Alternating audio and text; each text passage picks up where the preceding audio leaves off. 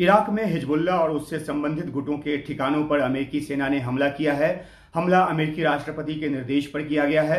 इस बाबत अमेरिका के रक्षा मंत्री की तरफ से जारी बयान में कहा गया है कि राष्ट्रपति जो बाइडेन के निर्देश पर अमेरिकी सेना ने हिजबुल्लाह और उससे संबंधित गुटों के 3 ठिकानों को निशाना बनाया है। ये हमले इराक और सीरिया में अमेरिकी सैनिकों पर ईरान समर्थित मिलिशिया द्वारा किए जा रहे हमलों के जवाब में किया गया है। ईरान समर्थित हिजबुल्लाह ने इरबिन एयरबेस पर रविवार को हमला किया था, जिसमें 3 अमेरिकी सैनिक घायल हुए।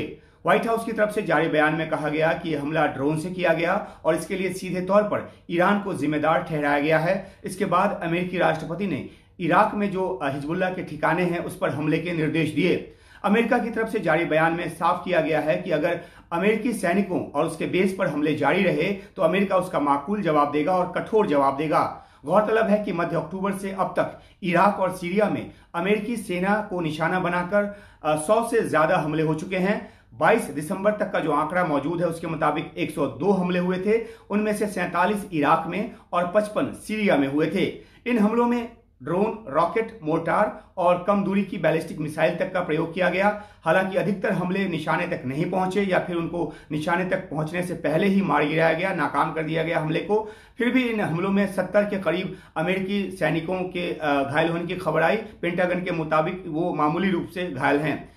इजराइल पर हमास के 7 अक्टूबर के आतंकी हमले के बाद से इजराइल गाजा पर सैन्य कार्रवाई कर रहा है। इजराइल को अमेरिकी मदद हासिल है। इसी वजह से हिजबुल्लाह इजराइल के साथ साथ अमेरिका के जो इराक और सीरिया में स्थित सैन्य ठिकाने हैं उस पर हमले कर रहा है। इस बीच इजराइल ने भी सीरिया की राजधानी दमास्कस पर हमला किया है। सोमवार को किए गए इस हमले में ईरान रेवोल्यूशनरी गार्ड के एक वरिष्ठ सलाहकार सैयद राजी मौसवी की मौत हो गई है। मौसवी सीरिया में ईरान रेवोल्यूशनरी गार्ड के टॉप कमांडरों में एक थे। जाहिर है कि एक तरफ अमेरिका तो दूसरी तरफ इजराइल ने ईरान और उसके समर्थित गुटों को निशाना बनाना तेज कर दिया है। ये सब जवाबी कार्रवाई के तौर पर किया गया है, क्योंकि हिजबुल्लाह लगातार हमले कर रहा है इजराइल पर भी और अमेरिकी सैन्य ठिकानों पर भी।